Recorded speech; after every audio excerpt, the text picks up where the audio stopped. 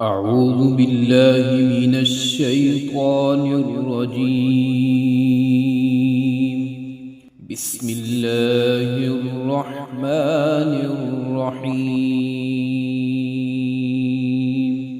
ياسين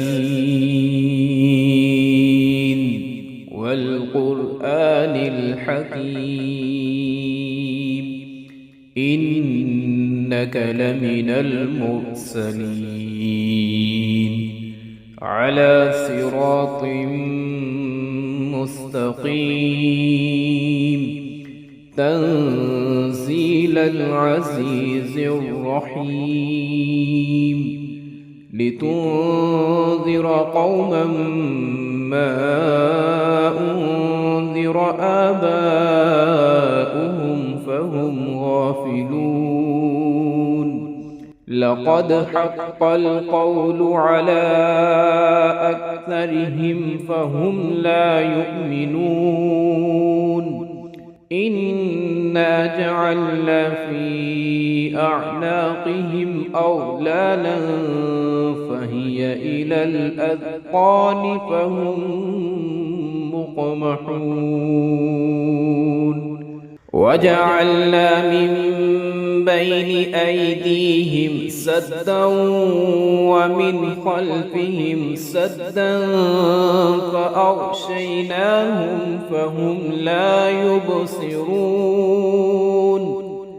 وسواء عليهم أأنذرتهم أم لم تنذرهم لا يؤمنون.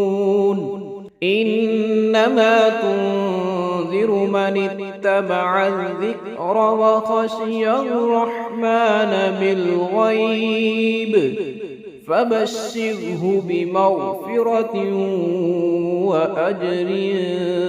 كريم. إنا نحن نحيي الموتى ونكتب ما قدموا وآثارهم وكل شيء أحصيناه في إمام مبين.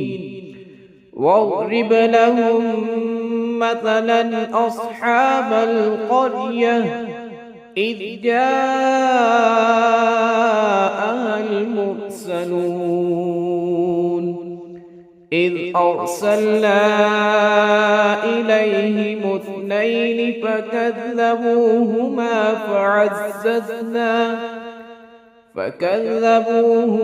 فعززنا بثالث فقالوا إنا إليكم مرسلون. قالوا ما أنتم إلا بشر مثلنا وما أنزل الرحمن من شيء إن أنتم إلا تكذبون. قالوا ربنا يعلم إنا إليكم لمرسلون وما علينا إلا البلاغ المبين. قالوا إنا تطيرنا بكم لئن لم تنتهوا لنرجمنكم وليمسنكم منا عذاب أليم. قالوا طائركم معكم أئن ذكرتم بل أنتم قوم مسرفون. وجاء من أقصى المدينة رجل يسعى قال يا قوم اتبعوا المرسلين اتبعوا من لا يسألكم أجرا وهم مهتدون. وما لي لا أعبد وإليه ترجعون أأتخذ من دونه آلهة إن يردني الرحمن بضر لا تغن عني شفاعتهم شيئا ولا ينقذون إني إذا لفي ضلال مبين إني آمنت بربكم فاسمعون قيل ادخل الجنة قال يا ليت قومي يعلمون بما غفر لي ربي وجعلني من المكرمين وما أنزلنا على قومه من بعده من جند من السماء وما كنا منزلين إن كانت إلا صيحة واحدة فإذا هم خامدون يا حسرة على العباد ما يأتيهم من رسول إلا كانوا به يستهزئون ألم يروا كم أهلكنا قبلهم من القرون أنهم إليهم لا يرجعون وإن كل لما جميع لدينا محضرون وآية لهم الأرض الميتة أحييناها وأخرجنا منها حبا فمنه يأكلون وجعلنا فيها جنات من نخيل وأعناب وفجرنا فيها من العيون ليأكلوا من ثمره وما عملته أيديهم أفلا يشكرون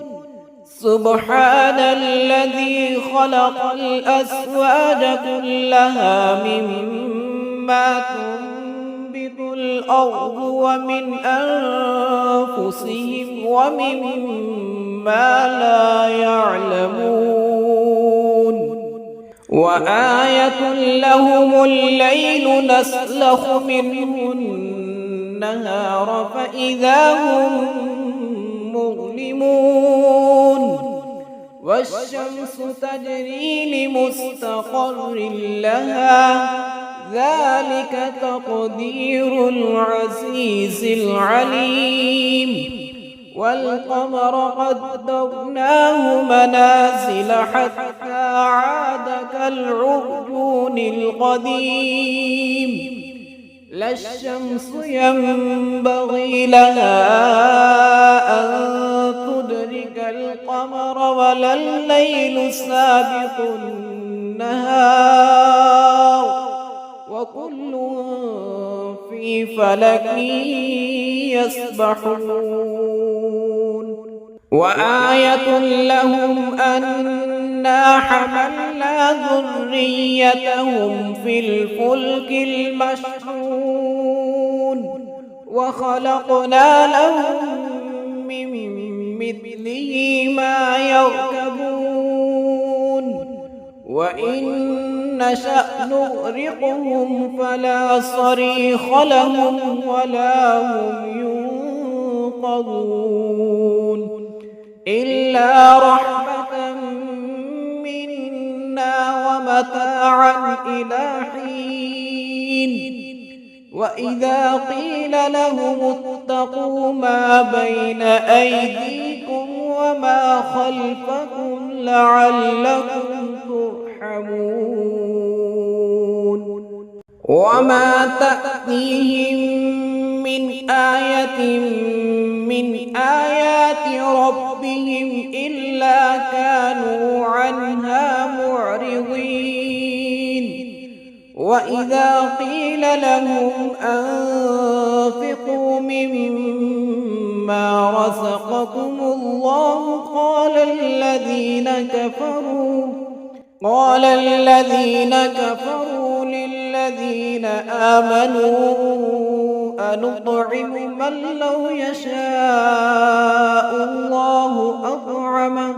من لو يشاء الله أطعمه إن أنتم إلا في ضلال مبين ويقولون متى هذا الوعد إن كنتم صادقين ما ينظرون إلا صيحة واحدة تأخذهم وهم يخصمون فلا يستطيعون توصية ولا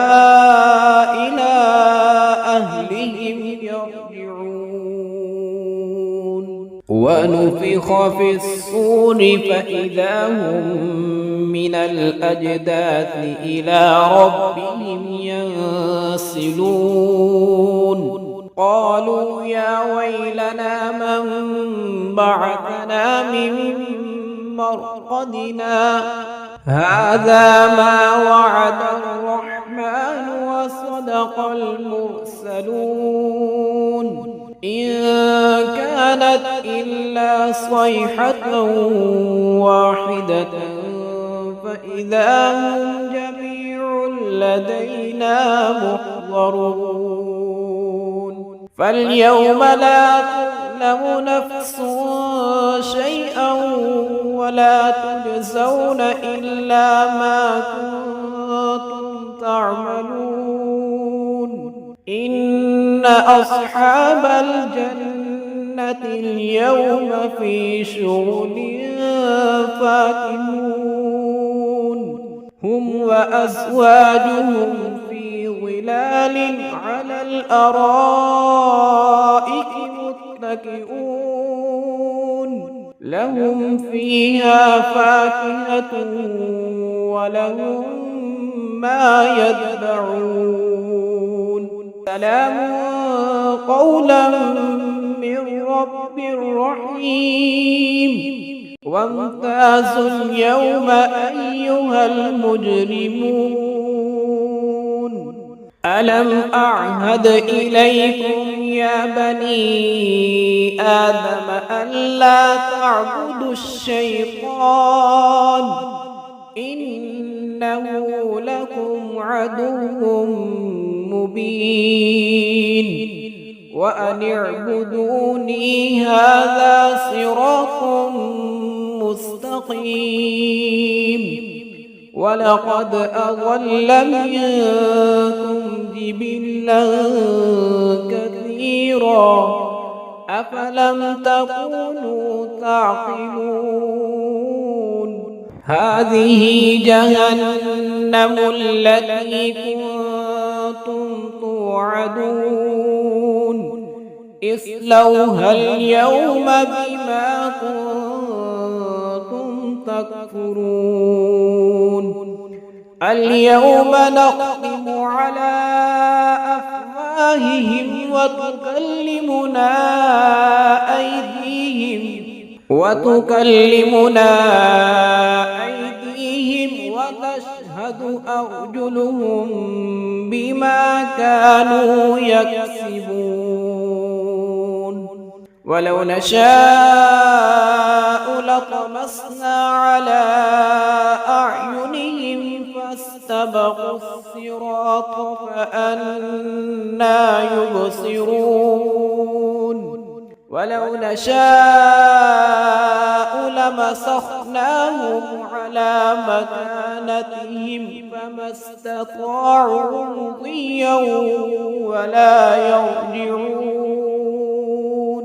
ومن نعمره ننكسه في الخلق أفلا يعقلون وما علمناه الشعر وما ينبغي له إن هو إلا ذكر وقرآن مبين لينذر من كان حيا ويحق القول على الكافرين أولم يروا أنا خلقنا لهم مما عملت أيدينا أنعاما فهم لها مالكون وذللناها لهم فمنها ركوبهم ومنها يأكلون ولهم فيها منافع ومشارب أفلا يشكرون واتخذوا من دون الله آلهة لعلهم ينصرون لا يستطيعون نصرهم وهم لهم جند محضرون فلا يحزنك قولهم إنا نعلم ما يسرون وما يعلنون أولم يرى الإنسان أنا خلقناه من نطفة فإذا هو خصيم مبين وضرب لنا مثلا ونسي خلقه قال من يحيي العظام وهي رميم قل يحييها الذي أنشأها أول مرة وهو بكل خلق عليم الذي جعل لكم من الشجر الأخضر نارا فإذا أنتم منه توقدون أوليس الذي خلق السماوات والأرض بقادر على أن يخلق مثلهم بلى وهو الخلاق العليم إنما أمره إذا أراد شيئا أن يقول له كن فيكون فسبحان الذي بيده ملكوت كل شيء وإليه ترجعون. أعوذ بالله من الشيطان الرجيم. بسم الله الرحمن الرحيم. الرحمن علم القرآن خلق الإنسان علمه البيان الشمس والقمر بحسبان والنجم والشجر يسجدان والسماء رفعها ووضع الميزان ألا تطغوا في الميزان وأقيموا الوزن بالقسط ولا تخسروا الميزان والأرض وضعها للأنام فيها فاكهة والنخل ذات الأكمام والحب ذو العصف والريحان فبأي آلاء ربكما تكذبان خلق الإنسان من صلصال كالفخار وخلق الجان من مارج من نار فبأي آلاء ربكما تكذبان رب المشرقين ورب المغربين فبأي آلاء ربكما تكذبان مرج البحرين يلتقيان بينهما برزخ لا يبغيان فبأي آلاء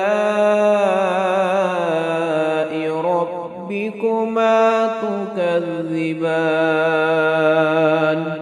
يخرج منهما اللؤلؤ والمرجان فبأي آلاء ربكما تكذبان وله الجوار المنشآت في البحر كالأعلام فبأي آلاء ربكما تكذبان كل من عليها فان ويبقى وجه ربك ذو الجلال والإكرام فبأي آلاء ربكما تكذبان يسأله من في السماوات والأرض كل يوم هو في شأن فبأي آلاء ربكما تكذبان سنفرغ لكم أيها الثقلان فبأي آلاء ربكما تكذبان يا معشر الجن والإنس إن استطعتم أن تنفذوا من أقطار السماوات والأرض فانفذوا لا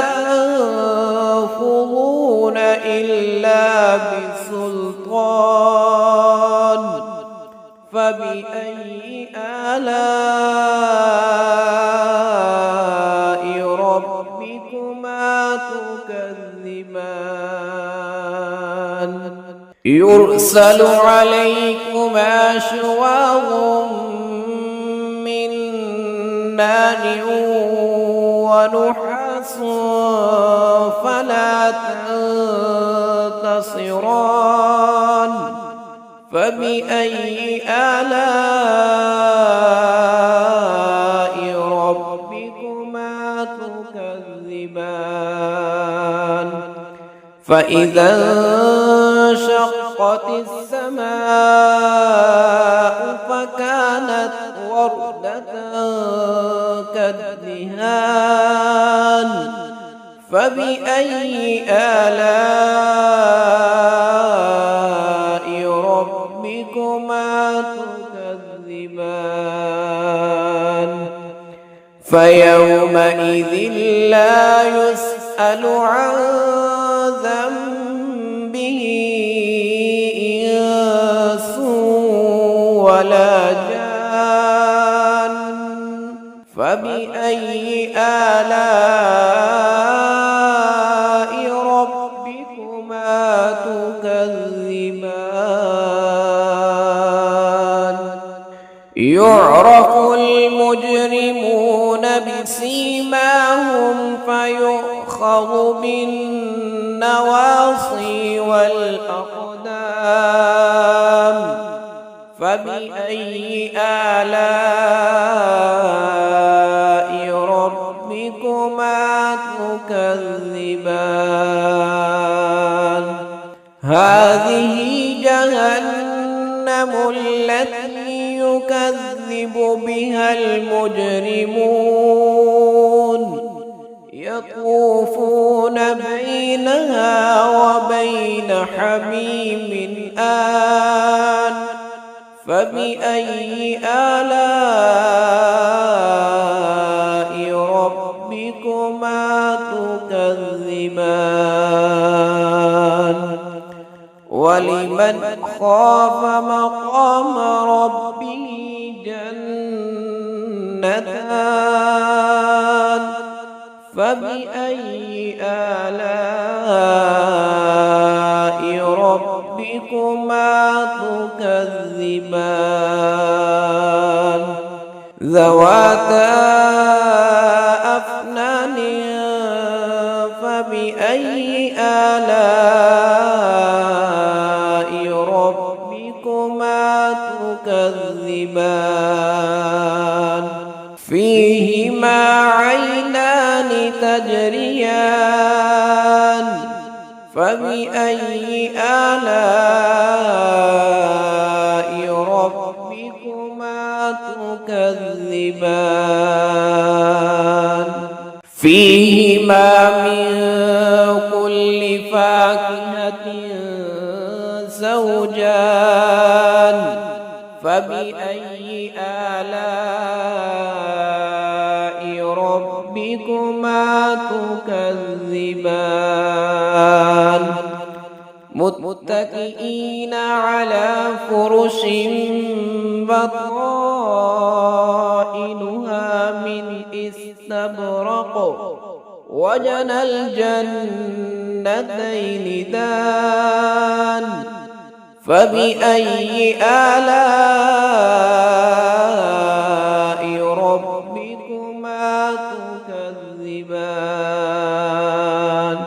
فيهن قاصرات الطرف لم يطمثهن إنس قبلهم ولا جان فبأي آلاء ربكما تكذبان كأنهن الياقوت والمرجان فبأي آلاء ربكما تكذبان هل جزاء الإحسان إلا الإحسان فبأي آلاء ربكما تكذبان ومن دونهما جنتان فبأي آلاء ربكما تكذبان مدهامتان فبأي آلاء ربكما تكذبان فيهما عينان نضاختان فبأي آلاء ربكما تكذبان فيهما فاكهة ونخل ورمان فبأي آلاء ربكما تكذبان فيهن خيرات حسان فبأي آلاء ربكما تكذبان حور مقصورات في الخيام فبأي آلاء ربكما تكذبان لم يطمثهن إنس قبلهم ولا جان فبأي آلاء ربكما تكذبان متكئين على رفرف خضر وعبقري حسان فبأي آلاء ربكما تكذبان تبارك اسم ربك ذي الجلال والإكرام. أعوذ بالله من الشيطان الرجيم. بسم الله الرحمن الرحيم.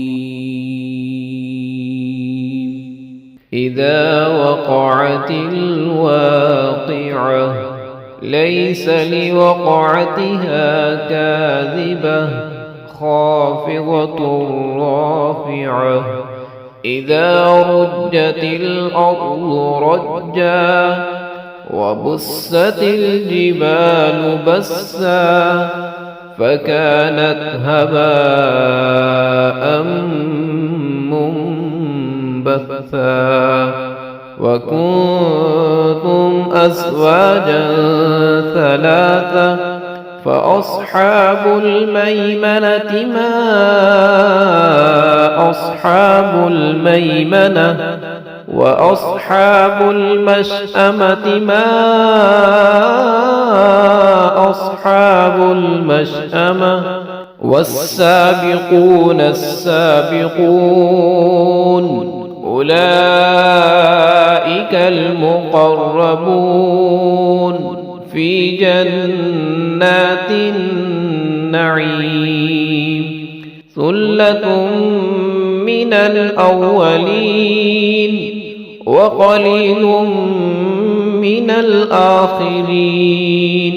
على سرر موضونة متكئين عليها متقابلين يطوف عليهم ولدان مخلدون بأكواب وأباريق وكأس من معين لا يصدعون عنها ولا ينزفون وفاكهة مما يتخيرون ولحم طير مما يشتهون وحور عين كأمثال اللؤلؤ المكنون جزاء بما كانوا يعملون لا يسمعون فيها لغوا ولا تأثيما إلا قيلا سلاما سلاما وأصحاب اليمين ما أصحاب اليمين في سدر مخضود وطلح منضود وظل ممدود وماء مسكوب وفاكهة كثيرة لا مقطوعة ولا ممنوعة وفرش مرفوعة إنا أنشأناهن إنشاء فجعلناهن أبكارا عربا أترابا لأصحاب اليمين ثلة من الأولين وثلة من الآخرين وأصحاب الشمال ما أصحاب الشمال في سموم وحميم وظل من يحموم لا بارد ولا كريم إنهم كانوا قبل ذلك مترفين وكانوا يصرون على الحنث العظيم وكانوا يقولون أإذا متنا وكنا ترابا وعظاما أإنا لمبعوثون أو آباؤنا الأولون قل إن الأولين والآخرين لمجموعون إلى ميقات يوم معلوم ثم إنكم أيها الضالون المكذبون لآكلون من شجر من زقوم فمالئون منها البطون فشاربون عليه من الحميم فشاربون شرب الهيم هذا نزلهم يوم الدين نحن خلقناكم فلولا تصدقون أفرأيتم ما تمنون أأنتم تخلقونه أم نحن الخالقون نحن قدرنا بينكم الموت وما نحن بمسبوقين على أن نبدل أمثالكم وننشئكم فيما لا تعلمون ولقد علمتم النشأة الأولى فلولا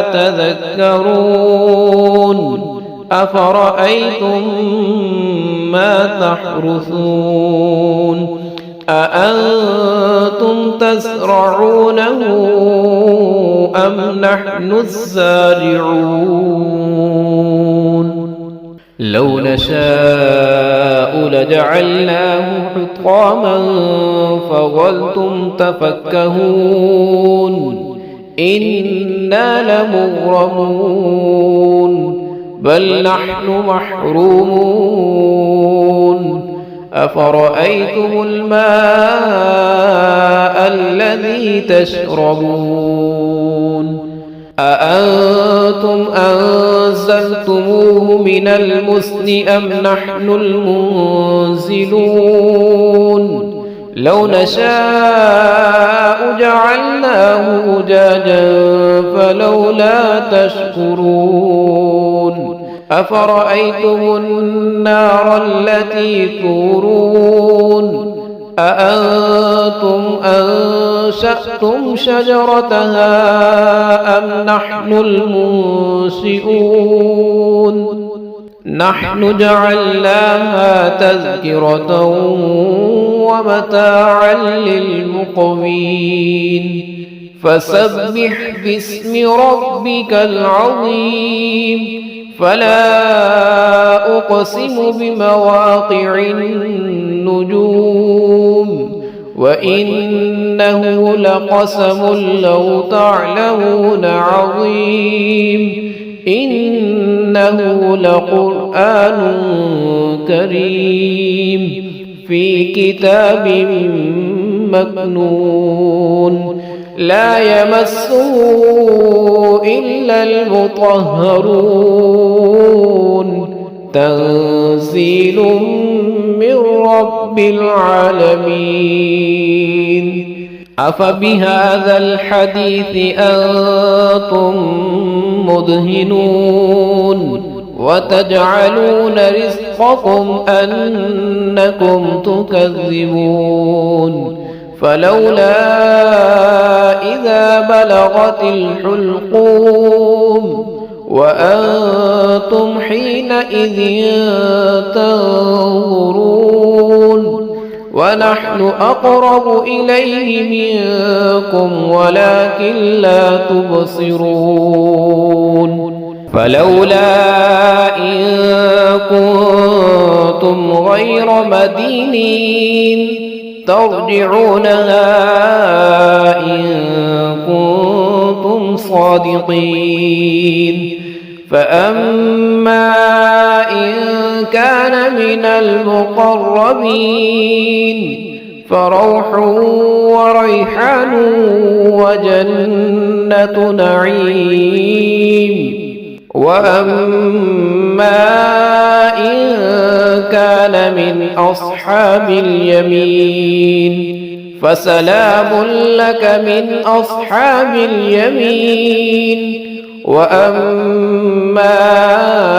إن كان من المكذبين الضالين فنزل من حميم وتصلية جحيم إن هذا لهو حق اليقين فسبح باسم ربك العظيم أعوذ بالله من الشيطان الرجيم بسم الله الرحمن الرحيم تبارك الذي بيده الملك وهو على كل شيء قدير الذي خلق الموت والحياة ليبلوكم أيكم أحسن عملا وهو العزيز الغفور الذي خلق 7 سماوات طباقا ما ترى في خلق الرحمن من تفاوت فارجع البصر هل ترى من فطور ثم ارجع البصر كرتين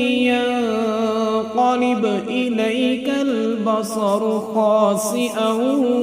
وهو حسير ولقد زينا السماء الدنيا بمصابيح وجعلناها رجوما للشياطين وأعتدنا لهم عذاب السعير وللذين كفروا بربهم عذاب جهنم وبئس المصير إذا ألقوا فيها سمعوا لها شهيقا وهي تفور تكاد تميز من الغيظ كلما ألقي فيها فوج سألهم خزنتها ألم يأتكم نذير قالوا بلى قد جاءنا نذير فكذبنا وقلنا ما نزل الله من شيء إن أنتم إلا في ضلال كبير وقالوا لو كنا نسمع أو نعقل ما كنا في أصحاب السعير فاعترفوا بذنبهم فسحقا لأصحاب السعير إن الذين يخشون ربهم بالغيب لهم مغفرة وأجر كبير وأسروا قولكم أو اجهروا به إنه عليم بذات الصدور ألا يعلم من خلق وهو اللطيف الخبير هو الذي جعل لكم الأرض ذلولا فامشوا في مناكبها وكلوا من رزقه وإليه النشور أأمنتم من في السماء أن يخسف بكم الأرض فإذا هي تمور أم أمنتم من في السماء أن يرسل عليكم حاصبا فستعلمون كيف نذير ولقد كذب الذين من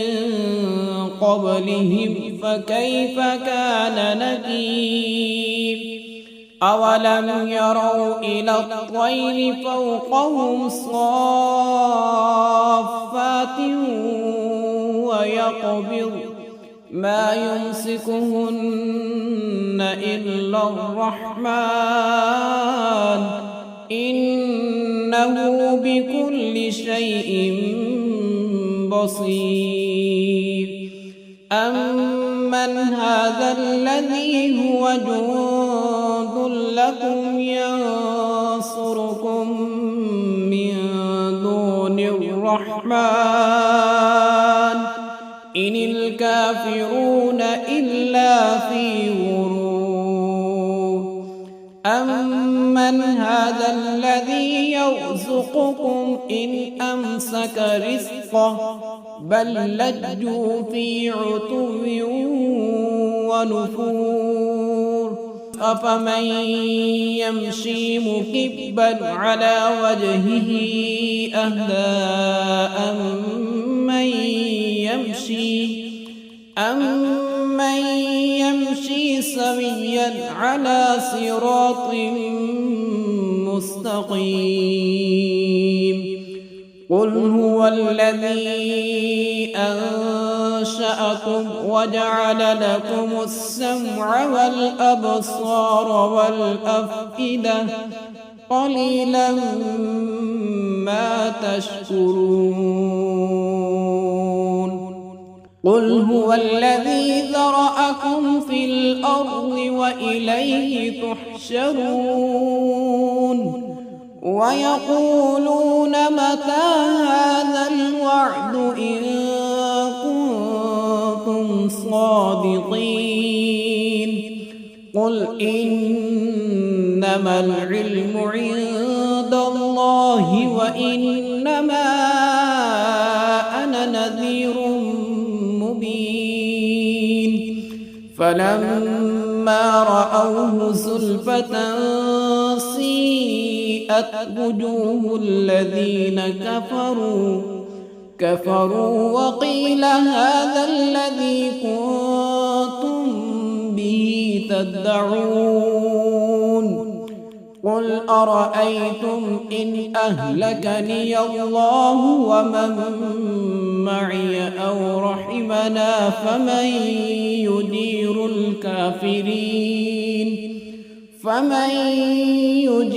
الكافرين من عذاب أليم قل هو الرحمن آمنا به وعليه توكلنا فستعلمون من هو في ضلال مبين قل أرأيتم إن أصبح ماؤكم غورا فمن يأتيكم بماء معين